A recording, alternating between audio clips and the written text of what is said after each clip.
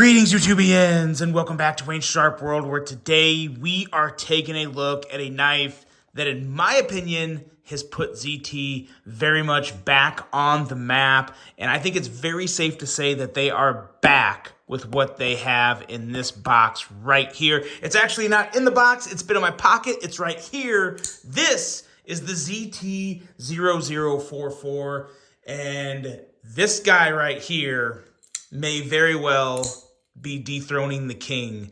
And when I say king, I mean the ProTech Malibu in terms of my favorite American-made button-locking knife, and arguably my favorite button-lock knife, period.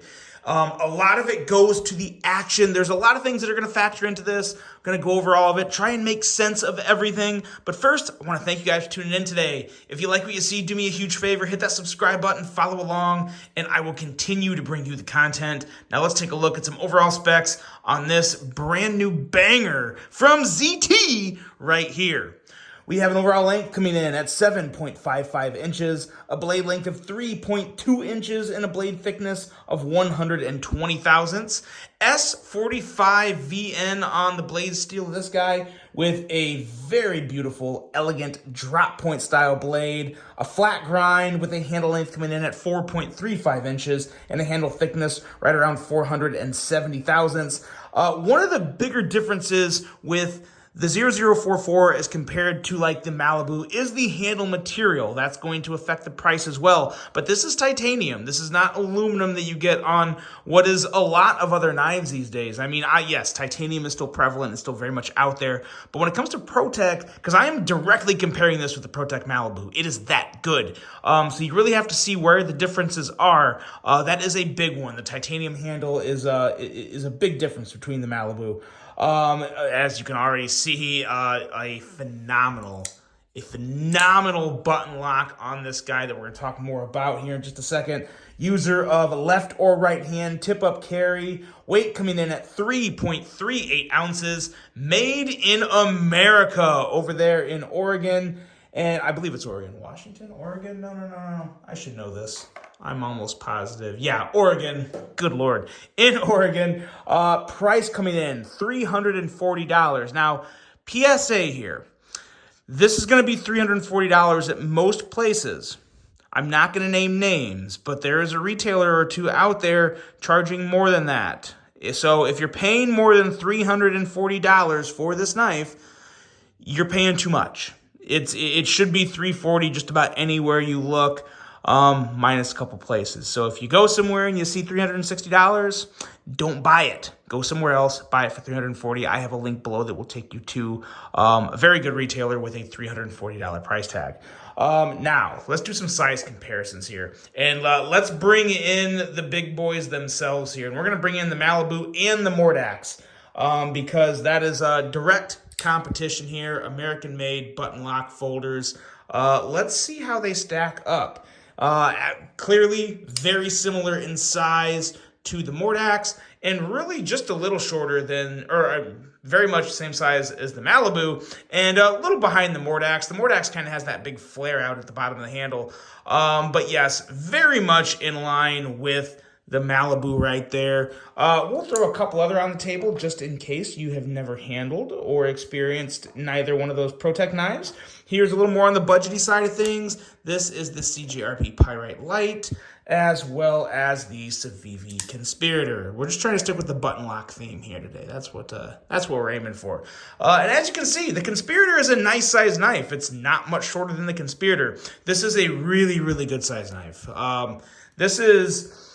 I'm trying to think the last time I've handled a ZT knife that I've enjoyed this much. And we would have to go back to what I have referred to it as the glory days of ZT, when they had the Rexford collaboration, the Hinderers, which they still have the Hinderers, the Emersons, all that. This is up there. This is really, really up there because what there is, it has everything it has to have. It has a phenomenal action. It has, in my opinion, a exquisite design. Again, it's nothing crazy too out there, but it's very simple and it's very good.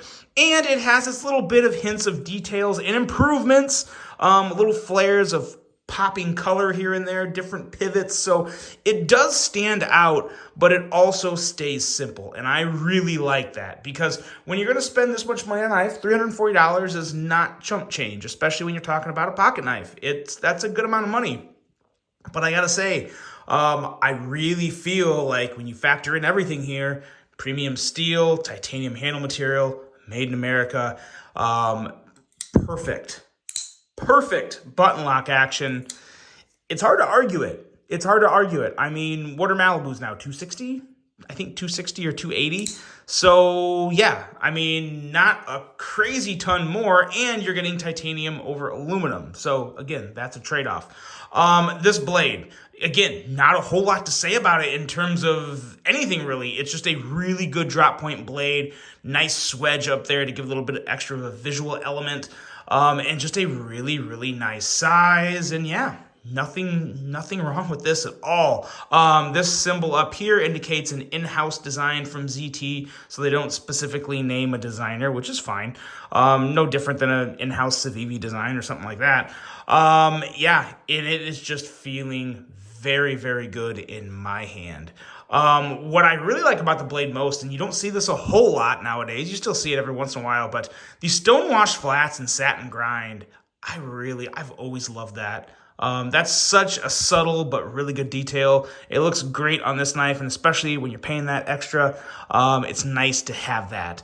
Now the handle here, there's actually a couple very nice things about this handle. One, it's lefty and righty compatible, which is very nice. And if you didn't notice, the best pocket clip ZT I think has ever put on a knife is on this knife. Now again, it's nothing to write home about, but it works. It's functional. It feels good. There's plenty of room to get it over your pocket hem, which has been a huge problem in the past with ZTs. I mean, a massive problem. Even back when they were killing it with the Sinkovich designs and all the Emersons and Hinderers and all that, there were still pocket clip issues on some of those knives. Really bad ones, like terrible pocket clips.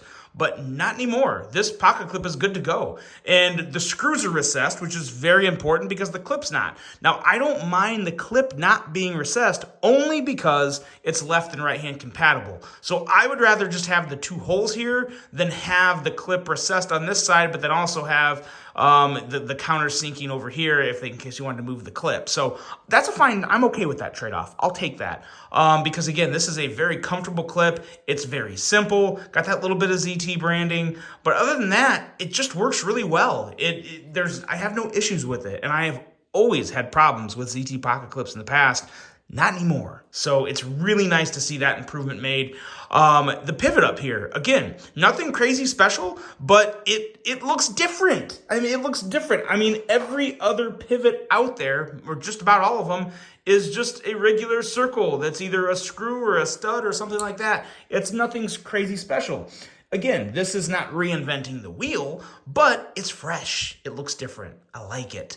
Again, open it from this side. There's no hole on here, so it gives a little cleaner look on the show side. And then on the butt, it has a nice little emerald accent there on green. So really, really nice touch there. They do have some chamfering on the sides of the handle. This guy is not fully contoured, but the chamfering is so wide, it does feel very good in your hand. And now we're going to get to the crown jewel of what makes this knife just incredible. This has a detent that is pretty much as good as it can be.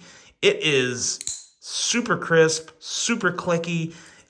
You can give it a good old light or push button that really rockets it out. I mean, just listen to this.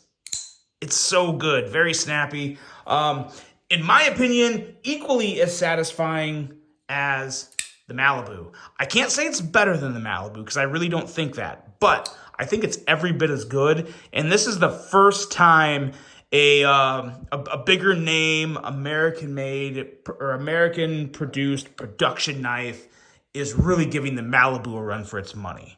If you're okay spending that little bit of extra, especially if you want the ZT from the good old days, this is getting back to that. This, in my opinion, is a phenomenal knife, and it checks all the boxes for me. It is such a winner. Really, really happy to get this one on the channel because it is easily one of the best button locks to ever come out. It is that good. Really nice lockup on the button back there, as you can see. That's one thing that I've heard some people complain about with ProTechs. I've never had an issue with the ProTech disengaging on me. I have never once had an issue with that, but people complain about it. They don't like it. There's something about looking back here and seeing the lockup a little more engaged, seeing a little of the plunge more behind the blade stock here. And that's what you see here. This is a nice solid lockup. So a super safe button lock. Again, I still think ProTechs are completely safe and no issue there as well. But there is a more noticeable difference on what you see in terms of the lockup. So a lot of people, they put weight into that. So there you go. You saw it here first. But man, oh man, this is a winner. This is something that I hope to see more and more of from ZT. They are back on the path to that brighter spotlight in the world of American-made folding knives. And this is just such a refresher to me. Love this guy here, the ZT0044. Let me know what you guys think of this. If you're on the fence, if you're wondering, worth it. Absolutely worth it. If you're okay with those bigger price tags, go for it. You won't regret it. It's a phenomenal knife. And you may very well see this one towards the end of the year in the Knife of the Year awards for Wayne Sharp Road at least. And that's a wrap, guys. I'm going to go hopefully watch my Irish win a national championship.